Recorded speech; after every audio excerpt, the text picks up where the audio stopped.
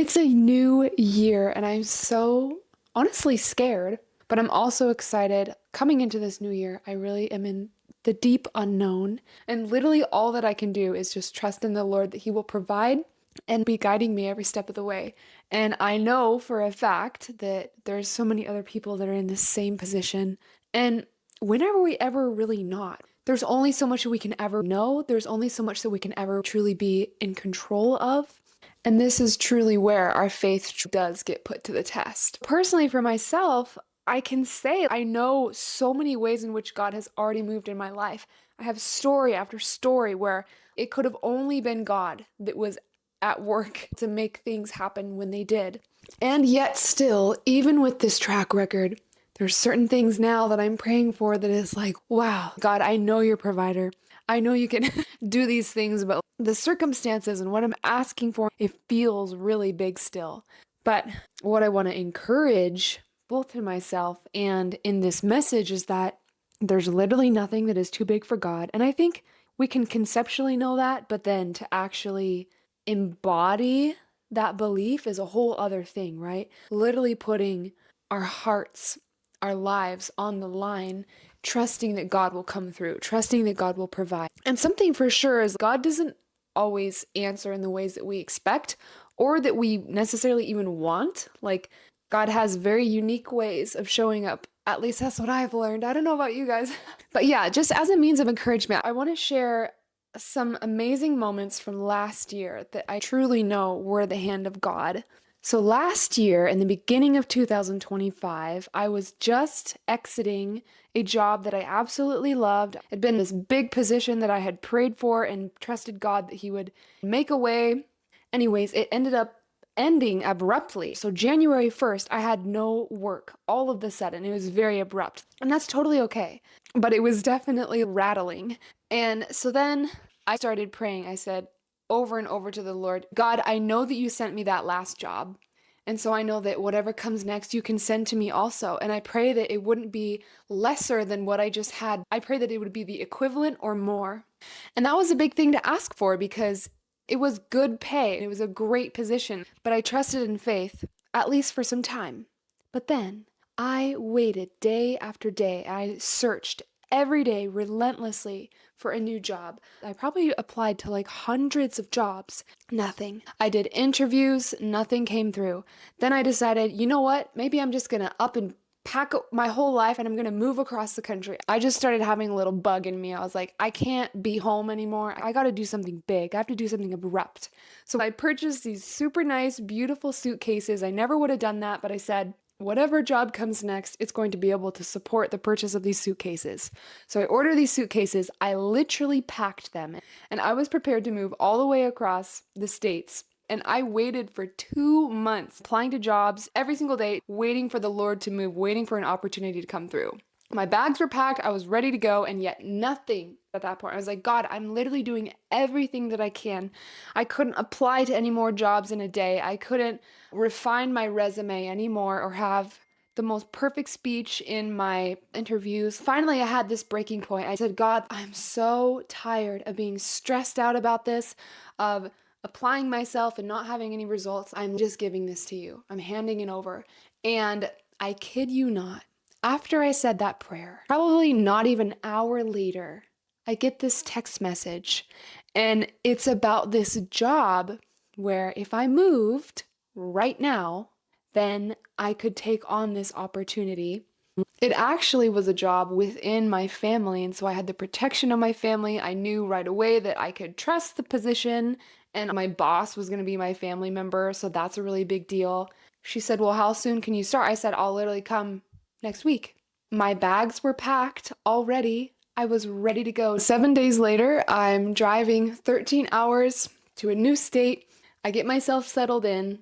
A week later, I have managed not only to take on this new job, but also establish 2 other side jobs so that I was working every single day, practically 24/7, and I had managed to increase my income to the point that I was making at least double of what my past job was, but even a little bit more than that. I was so happy, and this was exactly what I had prayed for. So I started this new job. Don't get me wrong, it was incredibly hard. This job was the most hard job I've ever had.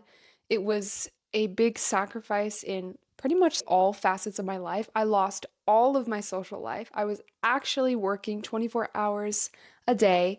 So I was pretty much living with the clients. My health was majorly compromised because the household was actually extremely moldy and there was rodent activity. So I started developing mold toxicity, chronic aching joints, migraines. My skin was constantly inflamed and breaking out. It was really, really bad. But I was also very grateful for the opportunity to be able to serve, and I learned immeasurable amounts of things as I was in that position. Another thing that came up was that one of the clients was very, very difficult to deal with mentally and dynamically. And unfortunately, the state of their mental health and just the progression of where they had gotten to, they were really mean and malicious in certain ways and would yell at me, and just like a very impossible dynamic where there was nothing I could do to essentially make them happy. And that's, a difficult position when you're literally there to be helping and serving every single day. It got to this point where I was afraid of this person, but it was crazy because I'm living with them, right? And I'm taking care of them and all the dynamics of their home and other people involved. And so it was like, what am I supposed to do? I can't just leave. I can't just run away. I can't just avoid them. And something I really was able to reflect on was I realized, like, oh my gosh, like every single time in the past of my life, when I've met a person of this nature, my pattern has been that I just avoid them. I just leave or I don't associate anymore. But now I was in this position where I was essentially forced to deal with them. And so I'm like, okay, well, avoidance is not going to work. So I'm going to have to stand up. I'm going to have to come up with a new pattern, a new strategy, a new way of being. And it was just so new. And I knew that I needed the help of the Lord. And so I prayed about it. I asked God, Lord, I need your supernatural wisdom and confidence and bravery to face this person and to face this dynamic. What ended up happening was I had this moment where I was like, okay, the next time that something comes up, I'm actually going to stand up for myself. And it wasn't that I'm not going to have a fight, I'm not going to argue, but I'm also not going to be a pushover, and I'm not going to be afraid. That was my main decision, was that I was no longer going to be afraid of this person. By God's grace and strength, I'm like, God, only you can help me do this. And I kid you not, the day that I made that decision, never again did I ever experience any conflict or drama with this person again. And it was insane because I essentially didn't have the opportunity to do what I had decided I was going to do. It was the weirdest thing. All of this sudden, they switched overnight. I'm literally not kidding you. The next day, they came to me and they said, Hannah, I'm just really glad that I can trust you. And I just really appreciate you being here. And for this person to say that to you, you know that they're not kidding. They're not just saying it to be kind, because they're not this kind of person. Like, if they say something, they mean it. And they said this to me, and never in my life would I have expected them to say anything like that. Not to myself, and honestly, not anybody else. I thought, this is only the work of God. That has just happened. From that point on, they would say, oh, you're doing such a good job, or I feel like I can trust you. And then that in turn was just the greatest blessing. I felt like through the power of God, I was able to finally relax and be like, thank you. I'm happy to be here. And I always was, but I wasn't afraid anymore. It was an incredible thing. Another thing that happened that was the total move of God was I was really becoming aware of all my dental issues, because it had reached a point where my teeth were so crooked and my jaw was so out of alignment that I was having just chronic jaw pain and feeling pretty insecure appearance-wise at that point. So I started looking into what the solution was going to be. And essentially all that I found was it was going to cost a lot of money, and that it wasn't going to be a quick fix, and that it would take years and years, and there probably wasn't going to be any solution for my jaw, all these different things. So I started having panic attacks about my teeth. And it wasn't just about my teeth themselves, but it was actually a lot of the emotional weight that came with the fact that they were so messed up in the first place. Like to have such severe crooked teeth really felt like I had been neglected and not taken care of. And that's like a whole other thing. I was so overwhelmed because I'm like, this is just one more thing in my life that I haven't been able to do for myself, except it's such a big deal. So, anyways, I was having panic attacks about my teeth, and I remember I was just sobbing one day. I was walking on the beach. And I said, God, what do I do? I just feel like this is an impossible thing in my life. I can only work so hard. I can only do so much. And I still feel like I can't support myself in this way. And the Lord said, I want you to relax, and I'm going to show you. I'm going to create this story about your teeth into a testimony for my glory. I want you to stop focusing on the details and just trust me. Oh, and it just makes me want to cry because God is such a good provider. And to have this experience like over and over in my life where I literally feel like I'm all alone, and yet the Lord's provision has come through in supernatural ways. And it's like, yes, I'm a hard worker, and yes, I have to be on my feet, and yes, I keep my resources together as much as I can, right? God still is provided in such supernatural ways. And so what ended up happening was I said, okay, God, I'm giving it to you. And this is such a silly thing, but the bigger picture was that I was trusting God that He could meet my needs and that I wasn't going to be abandoned in what I needed. And so I kid you not, the next day, what ended up happening was there was an ad that came up on my Instagram of a dentist office that was very close in the area, and they had a discount. The discount was for thousands of dollars for teeth straightening and Invisalign. So I managed to book a consultation and I went in. I got scans of my teeth and they showed me what the plan was going to look like. And I remember I saw the price and I was like, okay, it's discounted, but it's still sizable. I didn't know if I could make it happen in my budget. And I have to be honest, I was still afraid. I was like, okay, God, I found a good place. I'm here physically. I got the consultation. I have the whole plan ahead of me, right? But I don't know. Is this still the move? I was just praying about it. I was praying about it. And I just kept on hearing the Lord say, I'm going to make a way.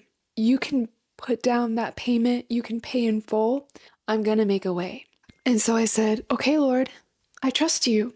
So I come back 7 days later. We get me set up with everything I need. The woman sat down with me and she was like, okay, I'm going to go over the quote with you.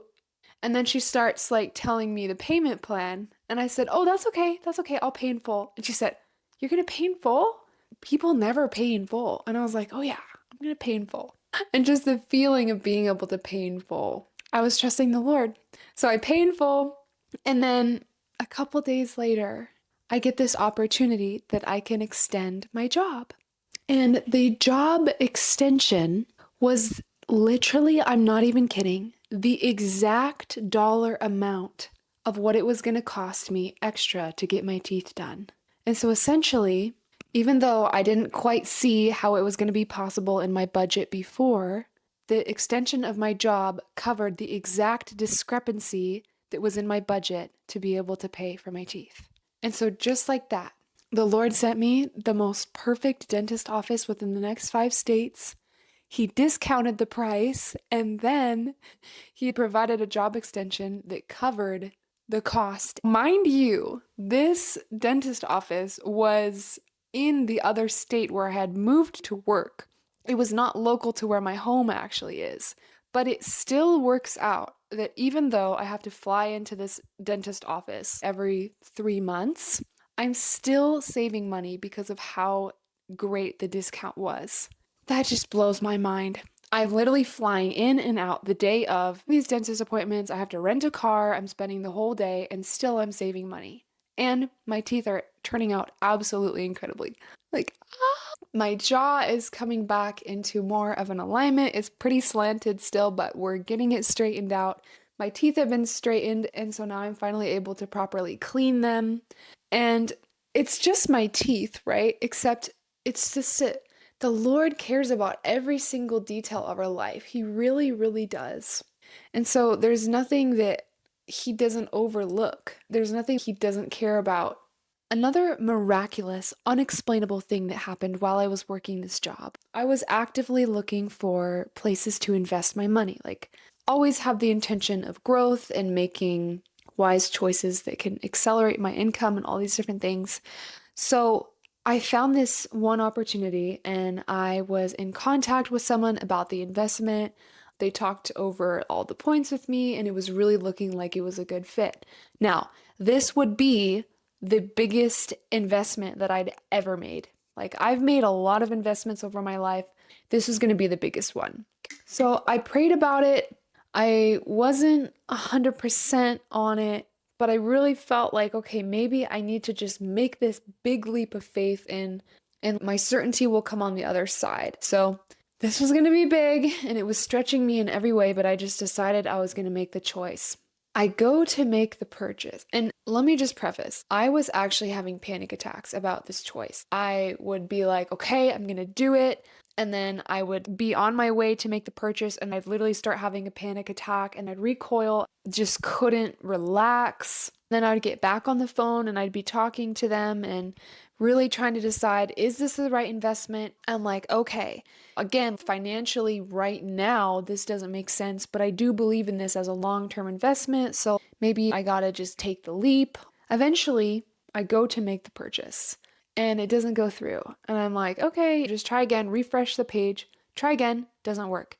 Try again, doesn't work. Then I start feeling upset and frustrated. I'm like, oh my gosh, I've been so stressed out about making this choice in the first place, and now it's not working, and it's stressing me out because it was time sensitive. So I'm like, oh my gosh, well, now that I want to make it, I don't think I have the time to make it. And then they're like, okay, it's totally fine. We're going to put it on hold for you. Like, we see that you're trying to make the purchase, it's coming through in the system that your card is just being declined. And so we're just going to hold your slot. So I called the bank and I literally had all of the money there, all the money plus more, but it just wasn't going through. So then I had to wait a day because the bank was closed. And the next day I called the bank and they're like, okay, we're just going to register in the system that you are trying to make this purchase and we're going to make sure that it goes through for you. We're going to be right there on the other side and facilitate this going through. Because it was a lot of money. I kid you not, I literally tried to make this transaction 30 times over and over again. I called the bank literally 3 times. I had someone else call the bank for me and she spoke on my behalf. The bank placed multiple orders so that this purchase could go through. I refreshed the page. I tried on different devices, all these different things. It still would not go through. And it ended up being where I totally missed the time slot and I also gave up because I had reached this point where I was like, I just cannot tolerate this stress. This is taking up all of my mind's attention and I'm not trying to covet this thing this bad. It took me so much faith to even make this decision in the first place. So it just absolutely stretched me to my hilt and I was like, I'm giving up. I'm surrendering. It was interesting because at the same time, I had been made aware of this other investment purchase in a different area that was significantly smaller, like 1/10 of what I was trying to pay before. It was a lot more humble of a looking thing. And yet I was praying about it, and the Lord said to me, the money does not make a difference. This is about quality over quantity. And He was talking about the investment itself. Like the quality of what you're purchasing into is not necessarily reflective of how much money you spend. So the first investment I was trying to make was like the Ferrari of investments. And then the one over here was like the Craigslist minivan. Okay. But God was like, this minivan is going to take you so much farther than this Ferrari ever could. Do not let the looks deceive you. Do not let the specs of this thing deceive you in thinking that one, because of all of its criteria, is going to take you farther than this one. Because actually, I'm telling you that this is going to take you so much farther. This has all the accommodations you need. And I was just like, really, God? That doesn't seem obvious, but I'm just going to trust you, Lord. And so I ended up making this little investment instead. And when I tell you, when I look back in retrospect, this purchase over here, more than $10,000, I can genuinely tell you would have been one of the worst decisions I have ever made in my life. Like, it would have ended up being a scam for how unperfect that match would have been for me. I think I could have made use of it. It could have been fruitful in its own way, but not compared to what investment I made that had been so much smaller but so much more fruitful. I genuinely believe that it was an absolute total miracle touch of the Lord that this other purchase did not go through. I believe that the Lord's hand blocked the transactions. He made all of my devices non-functional. He made all of the cards blocked because the Lord did not want me to make that purchase. God knew better. He preserved all of my money.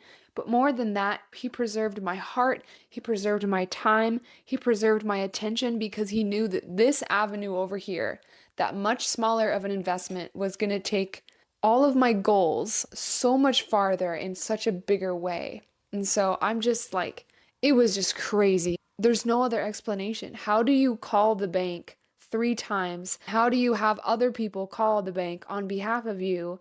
How do you try and make a transaction 30 times on different devices, refreshing and on multiple days? You have the bank making orders for you. You have the support team. They're placing you on hold. All the money was there plus more. And it still didn't go through. That was the hand of God. It genuinely was. And when I realized in retrospect that the Lord had saved me from such a terrible move, I got on my knees and I wept with gratitude. I just wept and I wept. For multiple days, I would just break down and I would cry because I was so grateful and I was so astounded. There is no reason why this transaction shouldn't have gone through with as hard as I tried and as hard as everybody else tried. And yet the Lord saved me. And he didn't just block me from that opportunity, but he was actively redirecting me into the right opportunity in a way that I just could not have foreseen myself. I couldn't have known myself. There was only so much that I was able to know before I just made the investments, right? So he blocked this one, and then he revealed to me this one is so much more fruitful. This is exactly where I wanted you to be. He made that happen in a way that was beyond my ability to strategize or to know. So it was just absolute move of God. So that job opportunity that I had taken lasted 101 days. By the end of it, I was really ready to go home. And then I came home and then I had to start preparing for a surgery. Now, this surgery, statistically, had a very low percentage of turning out well. Like, my healing process was not very bright. But again, I prayed to the Lord. I wrote out this prayer. I said, God, I just pray that supernaturally your hand would be over me, that you would literally be at work within my muscles, my cells, my immune system, all of it, that you would supernaturally put me together in such a way that I would be restored to perfect peace, health, and shape. And when I tell you guys that the way that this surgery turned out, it should not have turned out the way that it was, and yet God genuinely did supernaturally preserve me in such an incredible way. It could have gone bad in a lot of different ways, but God protected me and he preserved me, and I'm so immeasurably grateful. Since that surgery, there's also just been so many big ways that God has shown up in my life. One of them is that I've just been able to rest because I worked nonstop and it was in a pretty high level of stress for all of 2025. And that's okay because I dedicated my time on purpose to work and to grow and all these things. But the past few months since the summer of 2025, I have genuinely been able to just rest and to not be as stressed about anything.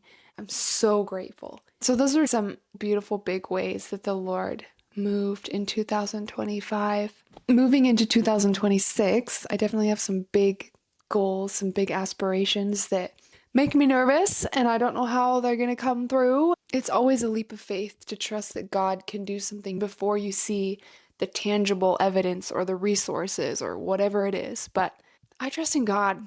God has been my provider my whole life. I've made my submittance to the Lord, like, God, this is what I would love to happen, but ultimately what ends up happening, I just pray that it would all be in accordance with God's will and that I would be in alignment with him every step of the way. Okay, bye.